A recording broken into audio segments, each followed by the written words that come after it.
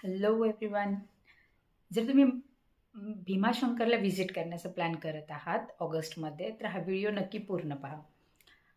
आज आहे 17 ऑगस्ट आणि सध्या भीमाशंकरच्या दर्शनचे टायमिंग्स सकाळी 7 ते रात्री 9:30 पर्यंत केलेले आहेत.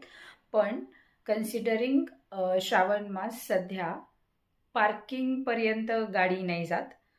जर तुम्ही तुमच्या स्वतःच्या 4 व्हीलरने ट्रॅव्हल करताय तर तुम्हाला पार्किंग चार्ज जी आहे, जी 5 किलोमीटर दूर आहे मंदिरापासून, तिथे तुमची गाडी पार्क करावी लागेल आणि तिथून एस टीने प्रवास करून मंदिरापर्यंत जावं लागेल, ज्याचं 20 रुपीज तिकीट आहे. तिथे गेल्याच्या नंतर वीकेंड्समध्ये दर्शनची लाईन ही 6 ते 8 तासांची आहे आणि वीकडेजमध्ये 2 ते 3 तासांची आहे. आम्ही गेलो होतो वीकडेजमध्ये, त्यामुळे आम्हाला जास्त वेळ नाही लागला. बट एस टीला प्रचंड गर्दी आहे.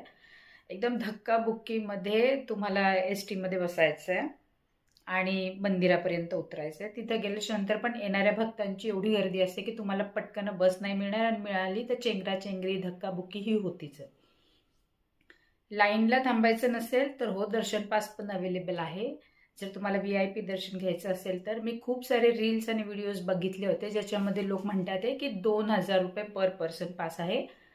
पण आम्हाला 500 रुपये पर पर्सन प्रमाणे मिळाले, तर आम्ही 1000 रुपये देऊन 2 लोकांनी दर्शन केले. विदिन 15 मिनिट्स आम्ही मंदिरात एंटर करून दर्शन घेऊन बाहेर पण आलो होतो. तर आय थिंक आम्हाला एवढ्या लवकर दर्शन मिळणं, पास स्वस्तात मिळणं, हे इतकं सोपं ह्यासाठी झालं कारण आम्ही सकाळी न जाता संध्याकाळी पोहोचलो. आम्ही निघालो दुपारी 12 वाजता पुण्यातून बाय रोड, बाय कार गेलो होतो. संध्याकाळी 4-4:30 वाजता आम्ही तिथे पोहोचलो.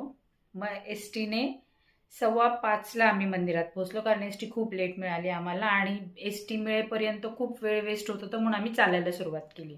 तो ऑलमोस्ट 2 किलोमीटर आम्ही चालत गेलो आणि मागून एस टी आली, तर आम्ही ती पकडली आणि त्याने गेलो आणि नंतर दर्शन पास घेतले.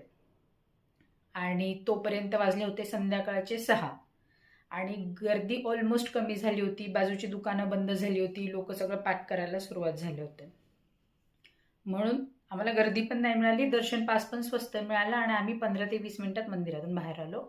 आणि विशेष म्हणजे फर्स्ट टाइम तिथे आम्हाला स्पर्श दर्शन मिळाले, फक्त मुख दर्शन नाही.